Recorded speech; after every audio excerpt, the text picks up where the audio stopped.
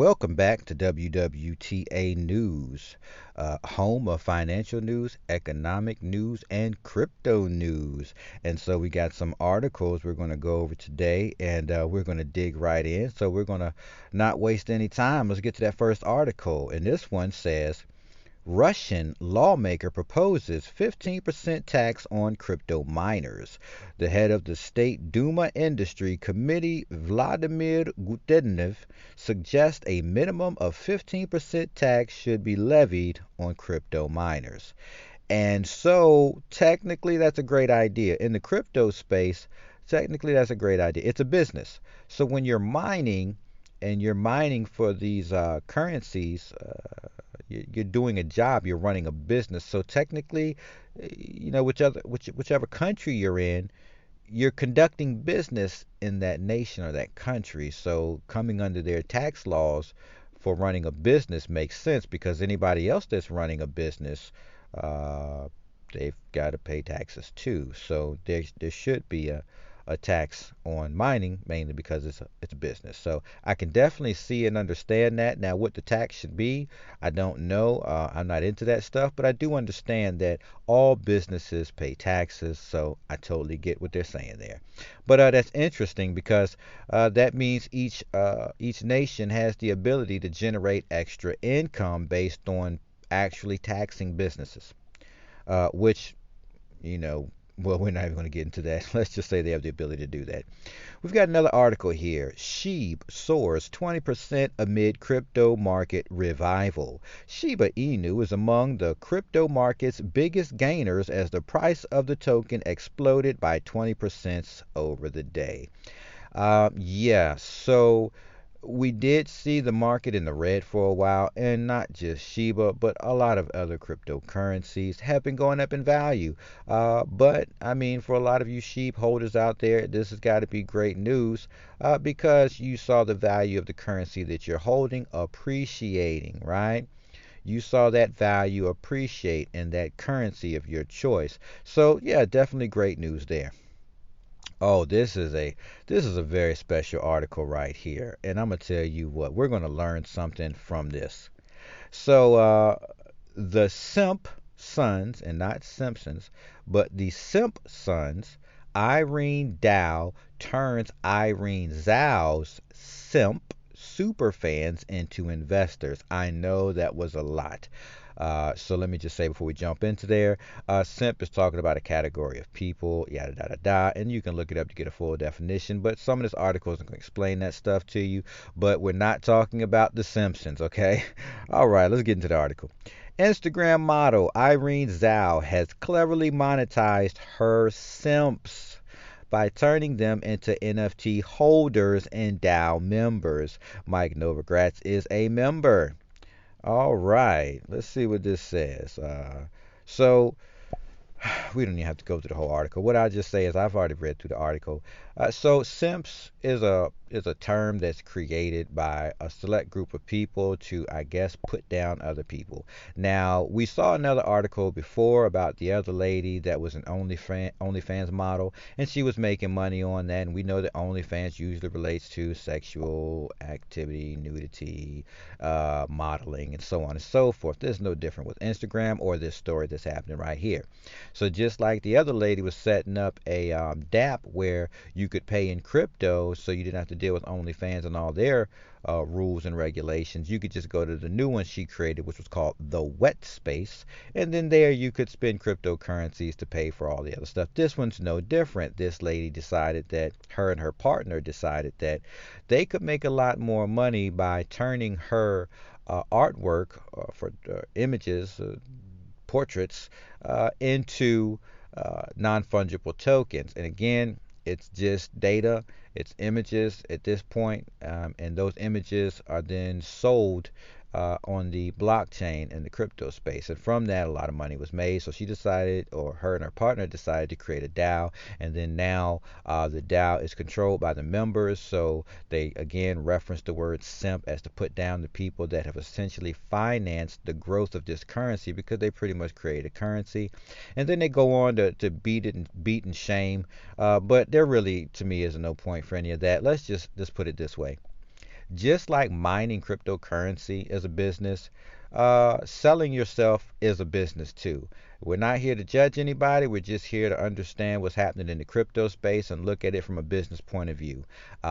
These people are understanding what they can do in the crypto space. As long as you know everything is legal and legit, I don't see any reason why you can't allow these people to do what they do.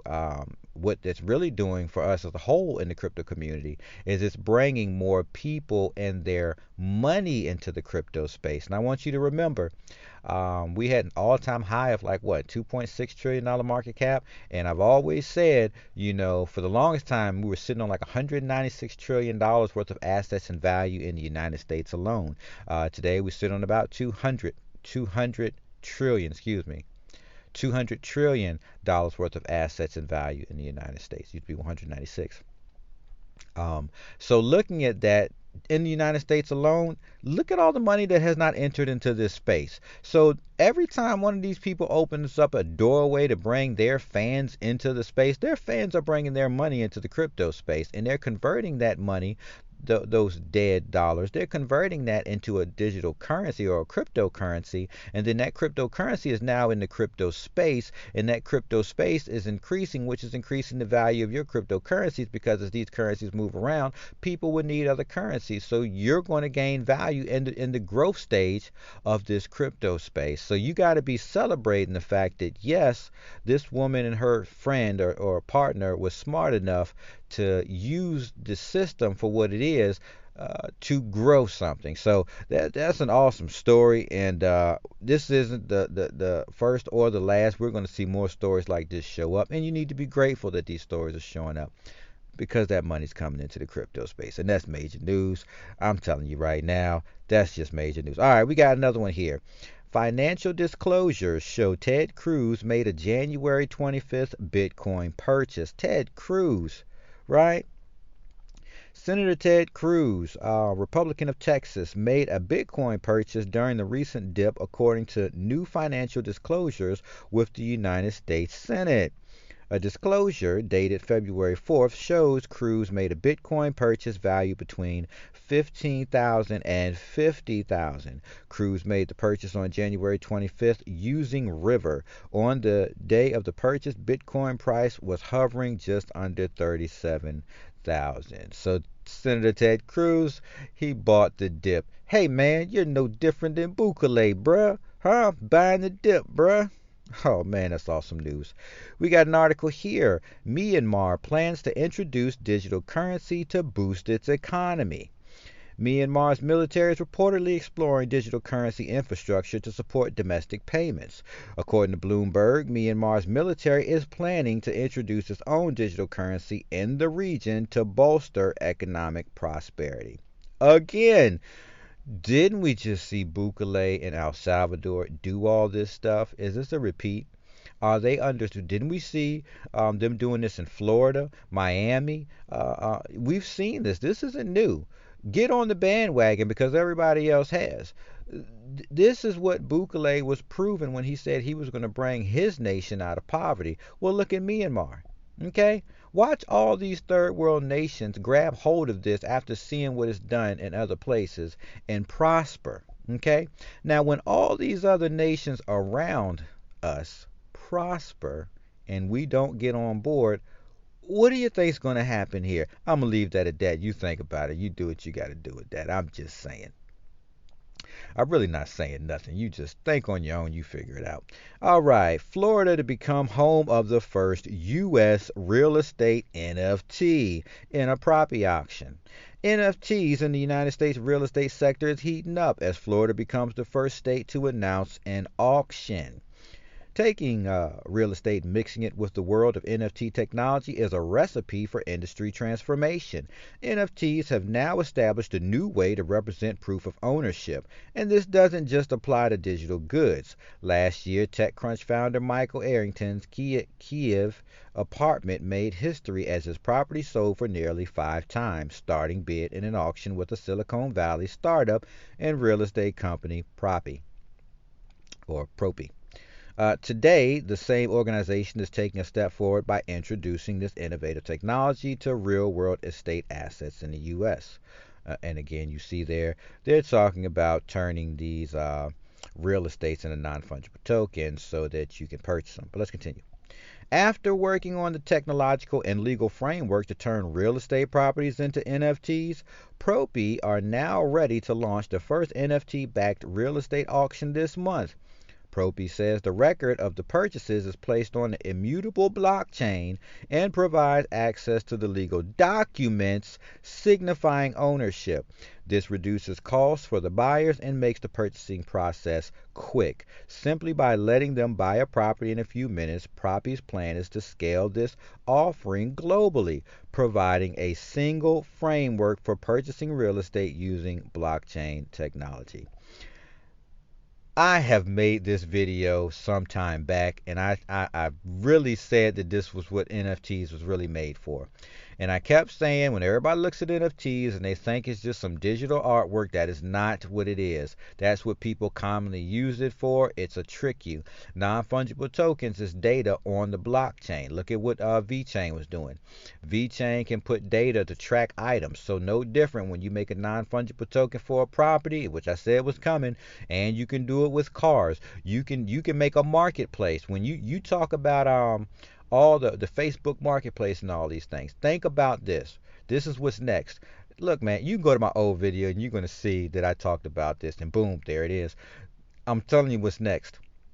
You're going to see Facebook Marketplace go NFT, because that non-fungible token means that if you're selling a car, a bicycle, some stereo equipment, a microphone, a phone, whatever you sell, you can turn that into a non-fungible token for the rights of ownership to it. You know what I'm saying?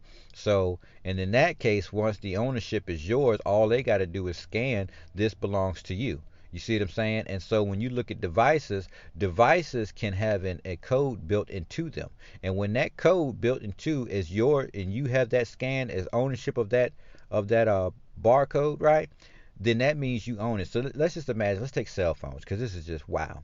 Let's take a cell phone. Let's say your cell phone, when you go into your about information, you look at your IMEI and everything else, there's a barcode in there. Let's say there's now a barcode in there. And that barcode is registered to a non-fungible token that is yours. That non-fungible token also sits in a digital wallet, whether it's a digital wallet in your phone or if it's a digital wallet on a an offline storage device. Either way, wherever that NFT is stored, it'll be a barcode for what it is. Then when anybody scans that, they'll know that you're the owner because it's in your wallet. And if that wallet is your wallet, then you own it. You see what I'm saying? So when you look at NFTs, you haven't seen anything yet. The possibilities are just endless. You know what I'm saying? And it changes the way you conduct business, and especially when you start talking about the metaverse and how people are going to be conducting business as they are now.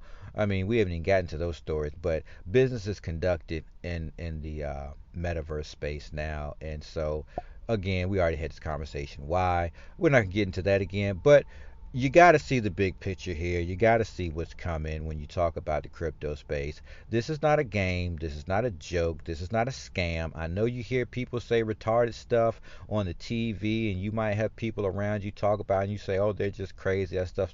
You know what? If that's the way your mind's going to work, you've already been left and you are already not coming in the door. And when you try to get into the door, the prices are going to be so outrageous, the disgust that you're going to have in your face when you realize that when your friend or family member told you to get into this space when something was 10 cent or 15 cent and now it's $500, and then with that being said, the value of the dollar is already inflated, and so that 500 might at that time be 1,000. You're going to be crying when everybody lets you know that the facts were already out. This is what's going on. You got to see these news articles. You know, you stopped on the channel. You were like, I don't believe in that crap. Let me leave this channel. That's garbage. And you left the channel. And then you realize that the stuff that you ignored that was said in old videos came to pass. And you're like, oh my God, that old video, when I actually saw that old video, this person said this was going to happen. And then boom, that stuff was happening. It's like, oh man. If I would have been involved then, oh man, Now look at the price to do this. Oh man, you know, this space is in its young years. It's growing, and we're nowhere near maturity of this space. So you have plenty of time to get in. You shouldn't wait to get in. You should just jump right in. So I'm going to conclude with that. That's our news for the day. I hope you liked the video, and if you didn't, well, I don't know. I think you should subscribe to the channel because I think I shared some really good information. And hopefully that information was good for you to where you made some decisions in your life to do something. And I hope what you're going to do is going to be good for you and yours. So, yeah, man, I'll catch y'all in the next one.